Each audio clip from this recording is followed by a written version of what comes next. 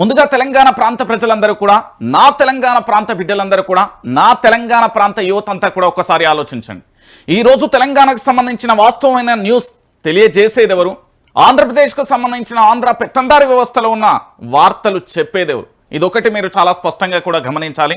ఎందుకంటే తెలంగాణ రాష్ట్రానికి సంబంధించి ఈ రాష్ట్రం మీద కుట్రలు జరగకుండా, మన ఆత్మగౌరవం నిలబడేలా, మన సంస్కృతి సాంప్రదాయాలు మన అస్తిత్వం మీద దెబ్బ పడకుండా, మన తెలంగాణ రాష్ట్రాన్ని మనం పరిపాలించినప్పటికీ కూడా ఆంధ్ర పెత్తందారి వ్యవస్థకు సంబంధించిన కుడి చేయి తిరుగుతుంది అని చెప్పడానికి రెండు ఉదాహరణలు ఉన్నాయి. ఒకటి, నారా చంద్రబాబు నాయుడు గారి శిష్యుడే రేవంత్ రెడ్డి అనే వాదన తెలంగాణ ప్రాంత ప్రజలలో బలంగా కూడా లోపలికి వెళ్ళిన పరిస్థితి చూసాం.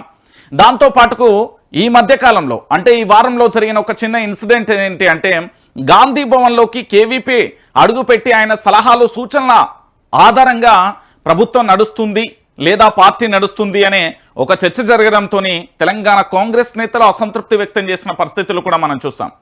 అంటే ఇక్కడ తెలంగాణ రాష్ట్ర వ్యాప్తంగా కూడా ఇంకా ఆంధ్రప్రదేశ్కు సంబంధించిన పెత్తందారి వ్యవస్థ మీద మూలాలు ఇంకా పోలేదు అనేది వాస్తవం. నేను ఆంధ్రప్రదేశ్ ప్రజల్ని ఏమన్నట్లే, వాళ్ళు మనకు అన్నదమ్ములు లెక్కలేనే. కానీ మన తెలంగాణ రాష్ట్రం మీద రాజకీయ నాయకుల ముసుగులో లేదా కాంట్రాక్టర్ల ముసుగులో లేదా ఈ ప్రాంతాన్ని దగా చేయడానికి వస్తున్న పెత్తందారి వ్యవస్థను మాత్రమే నేను ప్రశ్నిస్తున్నా. ఎందుకంటే ఇప్పటికే జరిగిన చాలా అంశాలు కూడా చూసాం. మీరు ఈ తెలంగాణ రాష్ట్ర వ్యాప్తంగా కాళేశ్వరం ప్రాజెక్టుకు సంబంధించి మొత్తం ప్రచారం చేపించింది ఆంధ్రప్రదేశ్ సంబంధించిన పెత్తందారి వ్యవస్థ. ఎందుకంటే ఇక్కడికి సంబంధించి 2 పిల్లర్లు గుంగితే మాత్రం ఎన్డీఎస్సీ వచ్చింది. అదే పోలవరం ప్రాజెక్టుకు సంబంధించి కొట్టుకుపోయినా రాలే.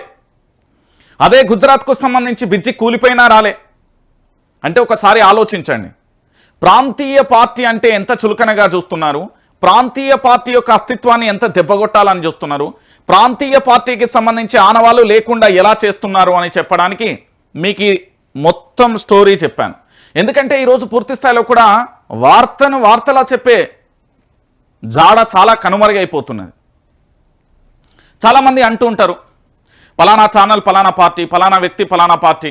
ఎస్, ఈరోజు అలాంటి పరిస్థితులు ఉత్పన్నమైపోయినాయి.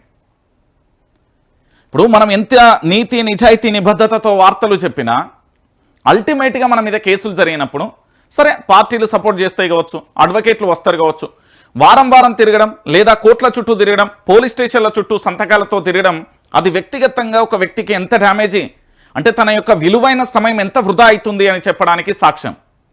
ఈరోజు నేనేమంటున్నానంటే, వైఆర్టీవీ తెలుగు న్యూస్ ఛానల్ ఇక్కడ మీకు కనబడుతుంది, దీన్ని సబ్స్క్రైబ్ చేయమంట. ఎందుకు చేయమంట అంటే దీంట్లో బలంగా 3 కారణాలు ఉన్నాయి. ఒకటి, తెలంగాణ ప్రాంతానికి సంబంధించిన మన డిజిటల్ మీడియా.